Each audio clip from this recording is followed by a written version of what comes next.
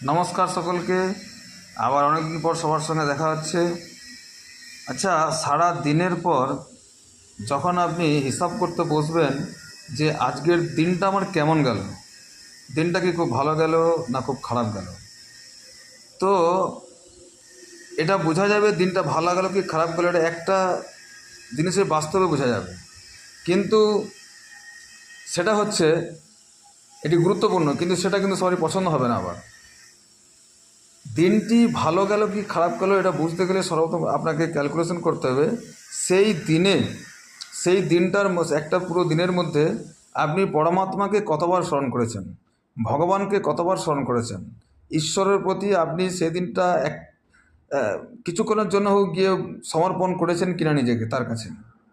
যদি এগুলো করে থাকেন তাহলেই সেই দিনটা আপনার জন্য একদম দারুণ সুন্দর পারফেক্ট। সেই দিনটা আপনার সেভিংস অ্যাকাউন্টে আপনার পরবর্তীতে জমার খাতায় চলে যাচ্ছে। কিন্তু যদি দেখা যায় আপনি প্রচুর টাকা ইনকাম করেছেন, প্রচুর ঝগড়া ঝামেলা মারামারি করেছেন এবং সেখানে জিতেছেন, কিন্তু একটা মিনিটের জন্য হলেও পরমাত্মার স্মরণ করতে পারেননি, ঈশ্বরকে স্মরণ করতে পারেননি, ঈশ্বরের কাছে নিজেকে সমর্পণ করতে পারেননি কিছুক্ষণের জন্য হলেও, তাহলে অবশ্যই সেই দিনটা আপনার খারাপ গেছে।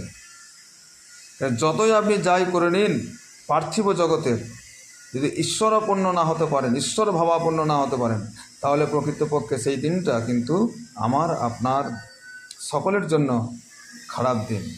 এবং শত প্রতিকূলের মধ্যেও যদি ঈশ্বরের শরণাপন্ন করা যায়, ঈশ্বরকে সমর্পণ করা যায় নিজেকে, তাহলে সেই দিনটা সমস্ত প্রতিকূলের মধ্যেও একটা ভালো দিন। নিঃসন্দেহে এই দিনটা আপনাকে একটা সময় বিরাট কিছু রিটার্ন দেবেই দেবে। হরে কৃষ্ণা, জয় বাবা লোকনাথ, হর হর মহাদেব।